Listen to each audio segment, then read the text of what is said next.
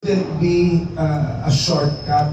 Dahil sa singing, wala pong shortcut, no? Paano na ginugol namin para lumikha ng melodiya, saka yung progreso na aangkop dun sa melodiya. Habang oras po inaano dyan. Ngayon, ikikwento mo lang, gusto ko love song, gusto ko parang gawin natin hip-hop. Wala akong letra, pero ito yung lalaki na bisikin sa baba. 5 minutes, meron na. Now, nakakalungkot yun. But then again, ang world ay nag-e-evolve. Isipin nyo naman, yung hindi pala tao yung hawat ko ang beat na yun, hindi nila alam kung sino. Di ba? At the expense of yung mga nagmamano-mano naghihirap, magsulat. Ngayon, damay rin dyan, hindi lang ang songwriter, damay na rin dyan ang singer, damay na rin ang musicians.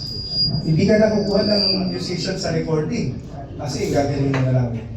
Pero yung paglikha, hindi kailanman ng kahit anong sistemang gawin ng tao magtutumbas ng tunay na damdamin nung nagsusulat. It cannot be replaced. So, I say to those who use it, kung yan ba, meron ba yan? Nung tanong namin, ginamit namin, hindi pa rin.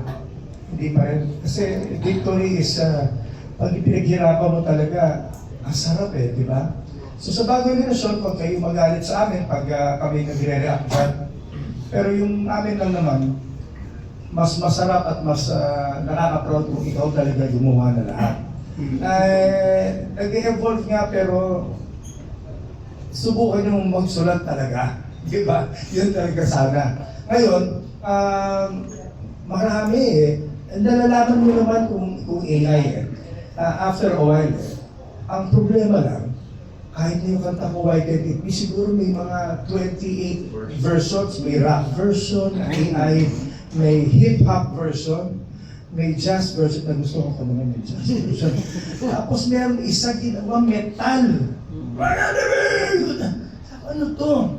So, para sa akin, isang pag-yurak sa singing ito. Pero kung ito'y gagamitin bilang tool, halimbawa, paano kayo magandang arreglo dito? Oy, parang maganda pala, lagyan natin ng brasses. Fine, that's okay sa akin. I hope I answered your Yes. Kaya nakakatuwa nga po na live performance ang pinopromote dahil it is something that AI cannot replace. Yes. Just to add kung sa sinabi ni Rani, sa atin naman, tingin ko para yung paghamon hamon yan sa mga composers to do better. Para ako challenge kaya mas maraming ginagawa. Hamon yan para lumikha at pagbutihin yung mga kanta na nilalabas nila. Hamon yan para sa mga singers na ayusin nila yung craft, pagbutihin nila. But there's one thing na hindi, mapapansin natin lahat yun, na hindi nagagawa ng AI. Kahit na gaano karaming versions pa yan, kahit na ano pa, sino pa, anong boses pa yung kumanta niyan, hindi nila mag-humanize yung paggawa ng kanta. Yung feeling ng tunay na Pinoy, kung paano nila nilalatag yan, tulad ng paglatag ng mga nauna nila Canseco, ni Cruz, ni Cayabyab, at yung mga nauna pa, hindi nila kayang tapatan yan. No machine can do that. Sa pagkanta, the same thing. Hindi niya mailalabas yung mga katulad ng mga boses namin, boses ni Basil, ni Dulce, Nora Honor.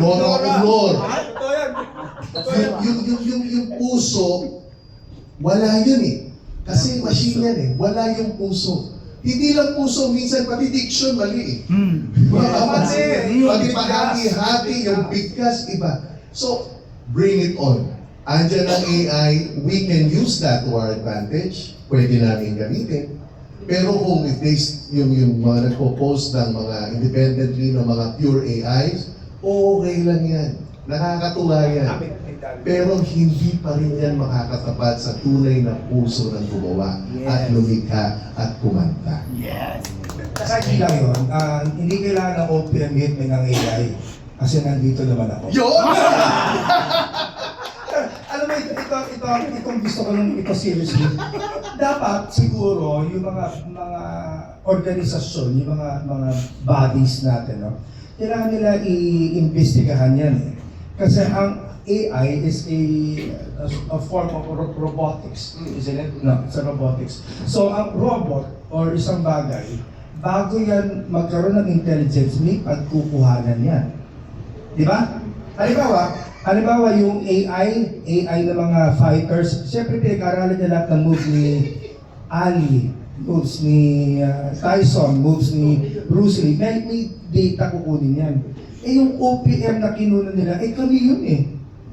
So dapat sinili namin sila